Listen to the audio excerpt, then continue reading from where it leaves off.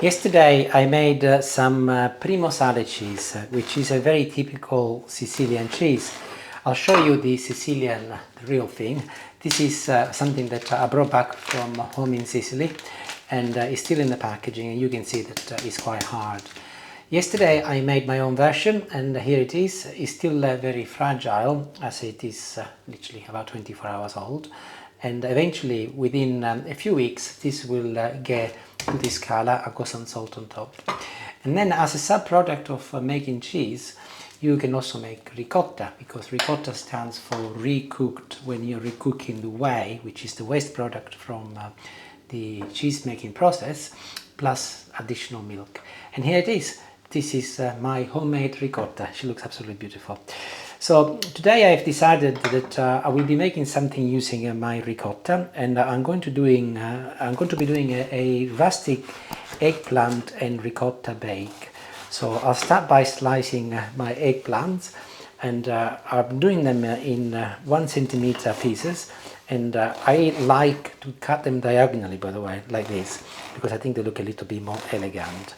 So I'll just finish slicing them so that I don't bore you, and I'll show you what to do next. I've just noticed that some of my eggplants have been in the fridge a little bit longer than normal, and they're beginning to change in color. Can you see? Look. They are still okay to eat, funny enough, especially if you cook them well. So if you go anything like this, do not throw them away. They will be fine. Next I'll be making a little marinade for my eggplants. So I've got here some olive oil, a little salt and some oregano, which will be the key herb for this recipe. And I'll mix it all together with my brush, and I'll go and get my eggplants back, and I'll very quickly, very briefly really, not a lot, I'll brush the top of only one side, just like this, so that they get a little bit of the flavour. That is my last one. So my oven is at temperature 200 degrees. Doesn't really matter if it's conventional or a fan oven. And I'll pop them in for about 20 minutes, and until they are more or less cooked, and they will become beautiful and brown and translucent. So 20 minutes. And the good thing about this rustic ricotta and eggplant bake is that you don't have to do any cooking, rather than just baking in the oven. And the ingredients are very, very simple, and it is actually quite quick to prepare also. So all you're going to need is ricotta, either homemade, or if you like, you can of course buy it from the supermarket. I will be using some fresh mozzarella. I've already spoken to you about oregano, olive oil, salt and pepper, and some fresh tomatoes. And whilst I wait for my eggplants to cook, I'll get all of my other ingredients ready, so that all I've got to do when the eggplants come out is put it together. And as you will have figured out, it's not a big deal. It's just a matter of slicing a few tomatoes and my mozzarella, just like this. And they've been out of the oven for about 10 minutes, so I can easily handle them, and also they're easier to come off from the tray. They're no longer sticking. So I'm doing a couple of piles, little slices on the right and bigger slices on the left. I'll show you why in a moment. So this can go out of the way. Oven dish, whatever size you've got, and I'll start by applying a little olive oil. With one of the eggplants, I'm just spreading the oil across the bottom of my dish, and I'll start positioning them in. And I will be overlapping them only slightly. And I'm starting with the little ones at the bottom, so that they're not visible, and by the time I do the top layer, I'll have the more beautiful looking ones. That is why I've got 2 piles. If you're using an oval dish like me, you can also go in the middle like this, and ensure that you place as many eggplants as possible, so that you got a nice and compact base. Followed by my sliced tomato, and I'll use exactly the same principle. I'll apply the smaller ones at the bottom first, so that I can leave the better looking ones for the top. But very soon I will run out of little ones, as they're all getting big. And I'll do exactly the same. I'll also go in the middle, just like this. Little oil as I go along, and I'll just drizzle on top of my tomatoes, as they are just as they come at the moment. A tiny little amount of salt, not a lot, as I will be applying salt every time I put tomatoes in. And also, I forgot my pepper. Where is it? Here. I'll just get it. And some pepper. Again, as I go along with the various layers, I'll put salt and pepper. I mentioned oregano being the key herb for this recipe, so I'll sprinkle it on top of my tomatoes just like this. Important that the oregano goes on top of the tomatoes, by the way, so that it gets stuck and it releases flavors immediately to the tomatoes. And here is my ricotta. I had a little extra, so I'm gonna start with the extra first.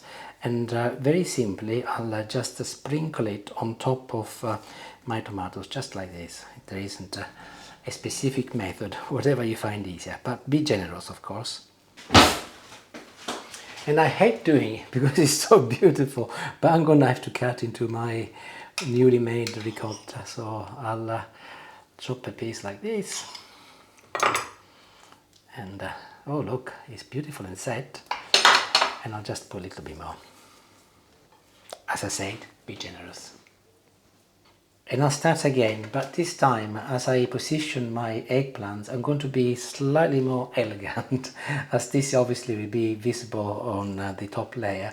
So I'll just take a little bit more time. But just like I did before, overlap on top of one another, something like this, and go all the way around. That's perfect, and just like I did before, I'm going to now apply another layer of my sliced fresh tomatoes, but it looks like I'm going to have to slice another one, as I do not have enough. No problem, I'll go another tomato here. Tomatoes and eggplants, they marry beautifully. I'm sure that you will agree with me. So what did I do before? I think I added a little salt, so again tiny little amount goes on, and followed by again pepper, magic sprinkle of my olive oil on top of my tomatoes in the middle, and I'll add a little of my oregano next. The oregano honestly makes such a big difference. It's such a beautiful herb. Besides making a great pizza, it makes a great bake with eggplant and ricotta.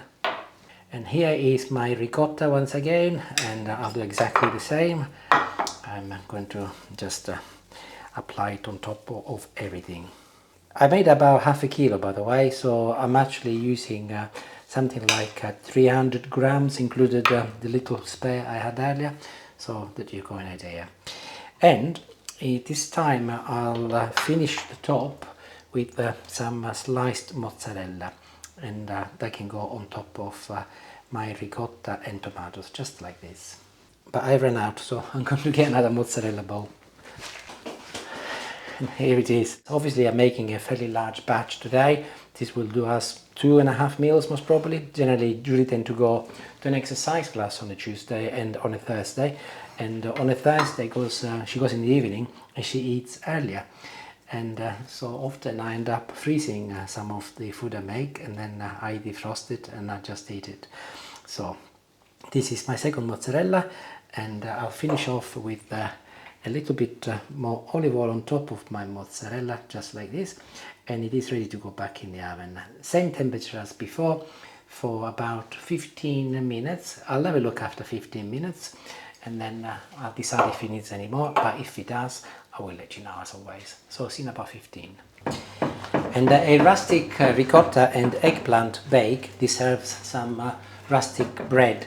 This is Pane nero di Castelvetrano. I made it myself using some Sicilian flour which I brought back from Sicily.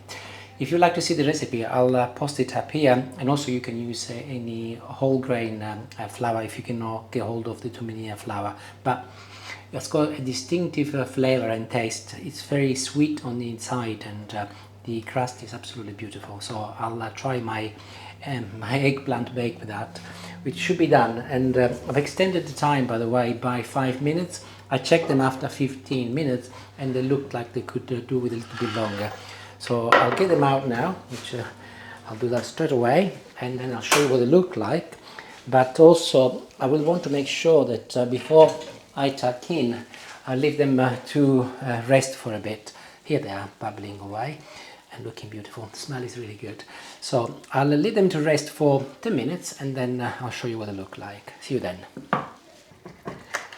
And a bit like Parmigiana, if you like, if you leave it to rest for a little while, besides the fact that your taste buds are not gonna go mad, it's considerably easier to slice and also serve a portion. So that's what I'm doing at the moment. I'll show you. Look, I'll just go and get a plate. Actually, here it is, and there we go. Look, absolutely wonderful. Much easier than if it was still piping hot.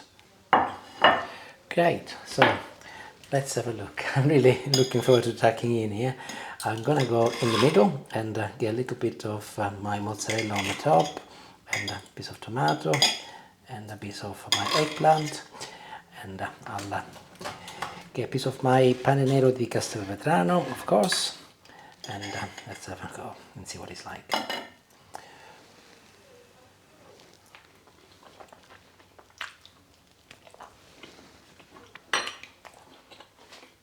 It's a lovely combination. The ricotta is different because it's homemade. You can see that the texture is a little bit more rustic, but the balance with the mozzarella is beautiful, and this bread is magic. Make it and let me know how you get on, or if you make a different variation. Entirely up to you, of course, but this is very simple, as you saw me, and just a matter of shoving everything in the oven, and it's cooked in no time at all. Thank you for watching, arrivederci and buon appetito. Ciao ciao.